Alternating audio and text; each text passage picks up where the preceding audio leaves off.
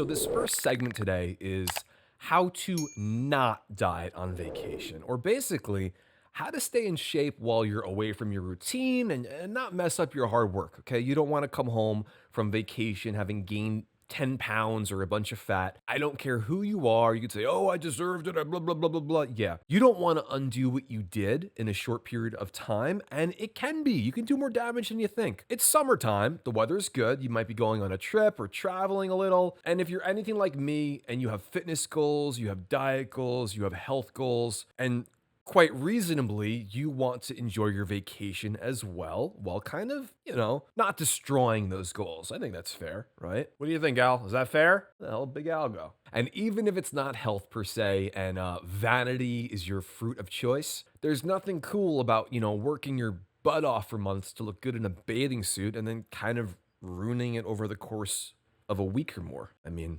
I love how I look in my Borat bathing suit. So yeah, unfortunately, the way calories and fat gain work, you can mess things up a bit more than you may realize, in less time than you may realize as well. But fret not, I am here to help you navigate the choppy waters of the lake not getting fat. First off, these are my general rules of thumb. You can undo a meal's worth of damage pretty quickly, within a few days at least.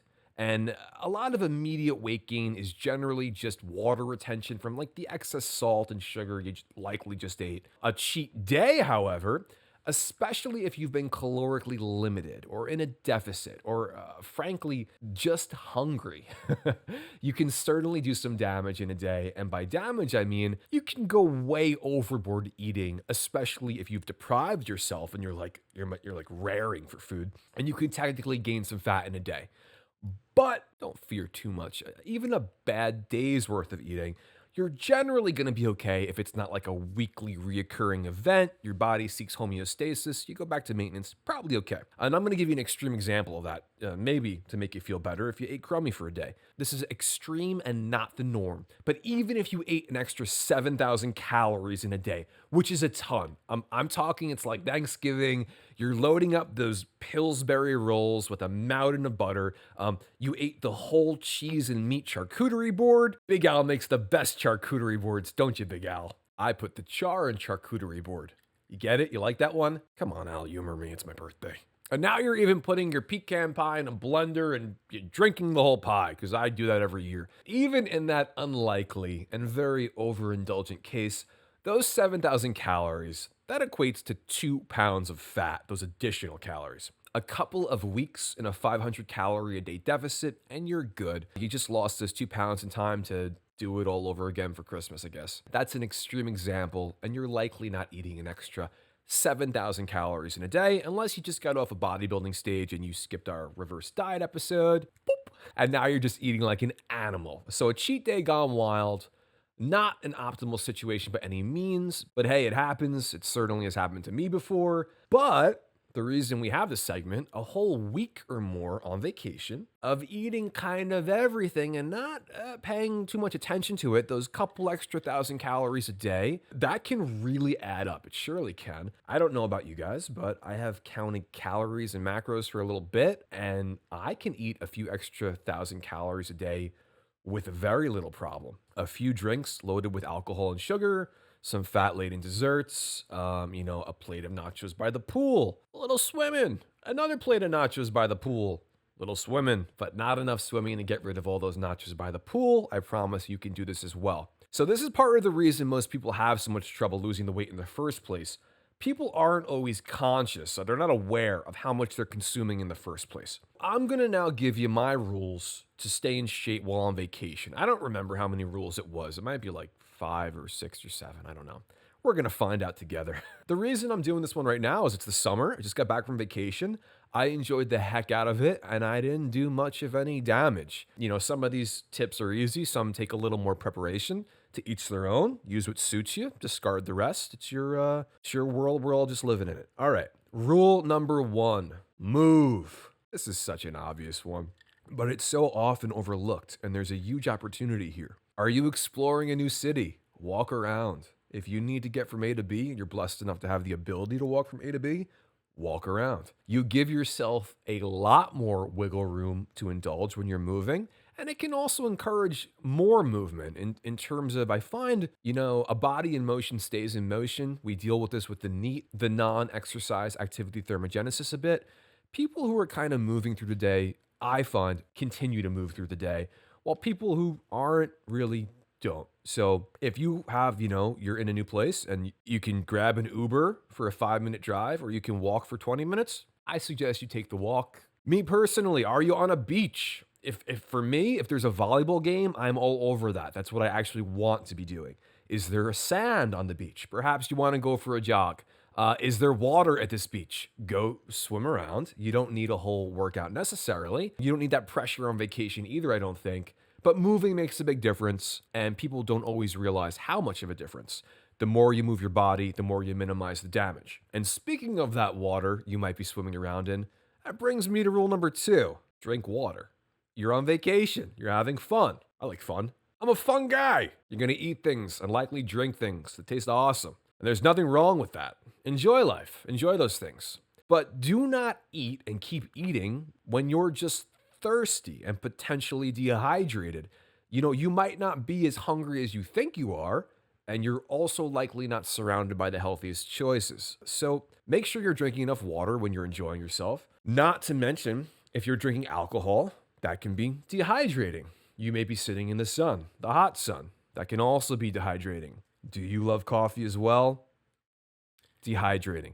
So before you know it, you really just needed some water, maybe a little salt, maybe some electrolytes, and your body doesn't always know the difference between being dehydrated, thirsty, or hungry. Now you're eating more and more. Don't do that. Stay hydrated and eat while you're hungry.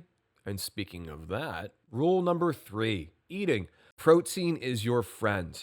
Yes, we know protein has a thermogenic effect, which means your body burns more calories using the protein.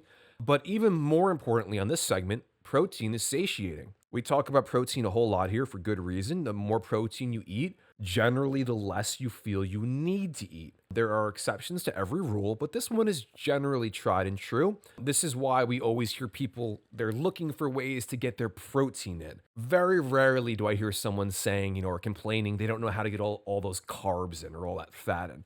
Those things are generally easy to consume. Check out our protein hack segment if you like. I'll leave y'all a link. So if you can have some protein with each meal, or even in between meals, the prospects of you overeating go down significantly. Now you combine that protein with staying hydrated, like our prior rule, your trajectory is pretty good now. You're going to be eating most of your calories when you know you're actually hungry and not thirsty. And when you have protein in you as well, this brings us to rule number 4. Eat as many of your calories as you can. I'm not telling you not to have a few drinks. I'm not telling you not to go enjoy yourself. I am telling you it's a lot easier to drink a lot of calories, especially almost all sugary ones like margaritas that make me just want more margaritas and then have some more margaritas, than it is to eat those calories. There's also the problem that after you drank those 4 pina coladas, you're still going to be hungry, even after your blood sugar comes down from the equivalent of a caloric type 2 screen machine. This goes back to one of the first things I recommend to people who are trying to lose weight or not gain it. You hear this all the time. The first question is always soda. Do you drink regular soda? Stop. Stop drinking regular soda. Have diet soda.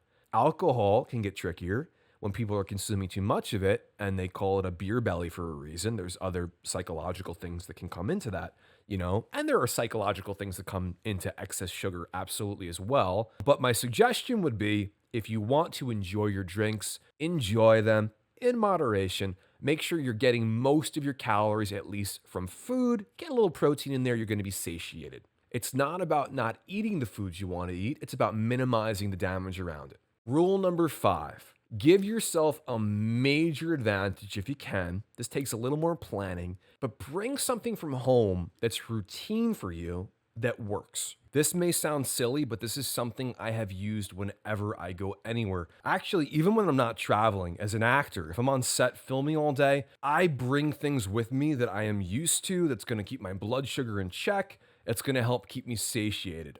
This is going to be tougher if you're going to another country, I'm sure. But if it's possible to do this, do this. What do I mean? I eat beef or turkey jerky in between meals. I bring it with me whenever I go. You can bring hard boiled eggs with you places. If you don't want to travel with them, go somewhere and get them. Coffee for me. Coffee for me is something I'm used to drinking regularly. The electrolyte tabs, I throw in my water, those are obvious ones. There are even some protein chips that I like. Granted, these can be much more processed than the kinds of foods I like to eat normally, so I don't make a habit out of eating these. The goal is not for you just to be eating the stuff you're used to eating. The idea is really to choose when you want to indulge, which also brings us to rule number 6. Cheat meals, not days. Not cheat meals in general. I'm not pro cheat meal. I don't like the context of it. I'm 100% for flex dieting, eating what you want to eat in moderation, leaving room for the foods you love. It could be cake, pizza, a cookie, a burger, whatever. I don't like the name cheat meal because, again, the connotation is like I'm doing something I shouldn't be doing when in actuality, you should be able to eat what you want. You should be able to eat it in moderation. And if you can find a healthier version of it, even better. This is also similar to the way I don't like the word diet. I don't like the way diet is used. Your diet is everything you consume on a given day. It's not just some phase of your life when you're trying to lose some weight. I encourage people to eat the foods they like in moderation and leaving caloric room for them in their diet. Or again, even better, find a healthier version of the food you love that will likely also be lower calorically, and you can have it all. And yeah, I'm talking about the Ninja Creamy again. It's fantastic ice cream. It's calorically so much lower. It's so much healthier. How have you not bought one of these things already? I'm not selling it. Go buy it from someone else, but just buy it. So the idea with number 6 is, rather than having a whole day of going nuts, have some foods around you that you're used to eating, get some movement in, make sure the protein is good to go, make sure you're not dehydrated, and then have that amazing dinner you wanted to have. Have that amazing breakfast. You know, if it's ice cream or whatever, enjoy that too. Nachos by the pool, enjoy it. It could be a wacky looking drink with pineapples and cherries and a big long straw like in Wayne's World. Decide where you want to indulge. Be proactive about it. Don't just say, I'm on vacation, I'm going to go off the rails for a week and not pay any attention to it, unless you're kind of okay with the ramifications of that, which is fine. So what did all of those rules and steps and guidelines and kind of food for thought, what did that look like on my last vacation? Well, I pretty much ate foods I enjoyed that weren't too overboard for breakfast and during the day. I had staples with me for snacks. I ate pretty much whatever I wanted for dinner. And almost every night we were like at Ben and Jerry's for ice cream or, not protein ice cream, but Ben and Jerry's ice cream, right? A lot of calories, a lot of sugar, not great for you. I enjoyed it. I loved it. I ate what I wanted. I felt good about it because I had a plan. I also moved a ton during the day. I was hydrated. That part worked out perfectly too. I then get back home. I'm back on the horse. And after a week, you're like, okay, I can enjoy things. I can indulge a little bit. I don't have to go so off the rails where now I can't get back on. The next tip is a little bit more advanced. This is more of a diet folly that a lot of people screw up, and almost everyone screws this up. Don't be in a cut or be in a fat loss phase for a long time and then immediately go on vacation and eat like crazy. You want to look great in that bikini or that swimsuit or whatever it is. This could even be one where you're, getting ready for your honeymoon. You want to look good in the dress or whatever the heck it is for the brides out there. The longer you're in a caloric deficit, eventually your metabolism slows down. It's called metabolic adaptation. The longer your fat loss phase is, the more this happens. You don't want to be on a long diet, let's say more than 8 weeks, and then go right into overeating mode. You don't want to be like, diet, I'll have the lot, everything.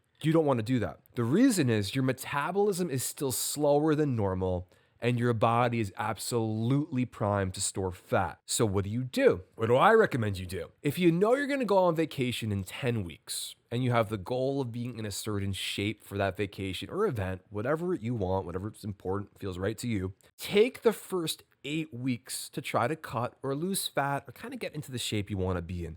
Use those 8 weeks to be in the caloric deficit. The 2 weeks prior to the vacation, go back into maintenance mode or a maintenance phase. Allow your metabolism to speed back up. This is almost like a mini reverse diet where you're giving yourself to kind of catch up. It's almost like metabolic endurance. I gotta coin that one, metabolic endurance. I can just see the comments. It's not a real thing. It just came through. Allow your metabolism to speed back up a little bit. I can also leave you guys a link to the maintenance episode. The idea is you're about to go on vacation. You're going to be eating more than your maintenance calories, I'm sure. You certainly don't want to have a slower metabolism because of the deficit and then go right into the surplus. So give yourself a few weeks of maintenance in between to get your metabolism caught up. Apply this and the other rules I went over, and this will absolutely make success on vacation that much more attainable. And a lot of it is just minimizing damage by making a few good choices while also allowing yourself to indulge. And lastly, guys, kind of the health and wellness bit. If you eat a little too much on vacation, if you're not perfect, that's okay, that's cool. That's why it's a vacation. That's a big part of the mental aspect here, giving yourself permission not to be perfect all the time and doing your best. Give yourself a little grace to indulge, maybe even a little more than you should have. And, if you can use a few of these guidelines, great. It might make you feel good, like you were proactive on your vacation. I hope you do. I hope you try it. Enjoy your vacations, and I wish you guys good success. Let me know in the comments, guys. What do you do on vacation not to go crazy? Are you exercising? Do you watch what you're eating? Do you frankly do anything? I mean, maybe you just go and enjoy your vacation and come home, and that might work for you as well. I want to hear from you guys, all right?